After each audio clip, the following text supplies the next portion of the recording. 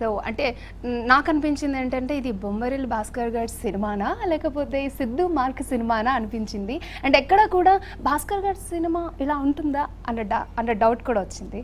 ఏం చెప్తారు? నేనేం చెప్పానండి అన్ని భాస్కర్ గారిని అడగమంటారు. అదే because I already said that it's something that నేను భాస్కర్ గారు కలిసి ఆయన సినిమా కథ ఆయన అనుకుంది మిస్ అవ్వకుండా అట్ ద సేమ్ టైం నా దగ్గర నుంచి ఒక ఎక్స్పెక్టేషన్ ఉంటుంది ఎంటర్టైన్మెంట్ అండ్ హ్యూమర్, అది మిస్ అవ్వకుండా ప్లాన్ చేసింది కదండి. Okay, so Vaishnavi how you? Okay, కొంచెం లిటిల్ బిట్ నర్వస్గా ఉందా? ఎందుకంటే జాక్ మూవీ దట్టు ఒక మంచి కాంబినేషన్తో వస్తున్నారు, చాలా ఎక్స్పెక్టేషన్స్ ఉన్నాయి ఈ సినిమా మీద. సో బేబీ తర్వాత మీ గ్రాఫ్ ఎలా పెరిగిందో మాకు తెలుసు. సో ఈ సినిమాతో అంటే ఆడియన్స్ ఎలా రిసీవ్ చేసుకుంటారు? మేము ఇందులో మీరు డ్యూయల్ రోల్తో మా ముందుకు రాబోతున్నారు.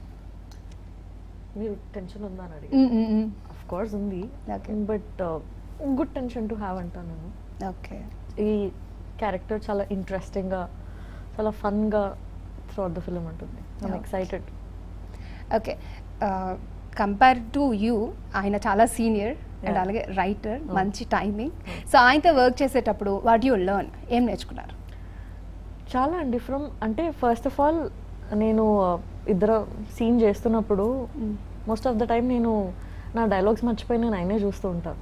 Okay, it happened. నేను మర్చిపోయి ఈయన ఏం చేస్తున్నాను అని అబ్జర్వ్ చేస్తూ ఉంటాను. దెర్ ఇస్ అ లాట్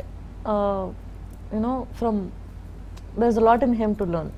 చిన్న చిన్న మైన్యూట్ డీటెయిల్స్ నుంచి కూడా he'll see as soon as he enter సెట్ను లైట్ అన్నీ చూసేసుకుంటాడు, కెమెరా ఎక్కడ ఉంది అన్నీ చెక్ చేసేసుకొని అప్పుడు he'll stand in the position, then he'll recorrect everything. It's crazy.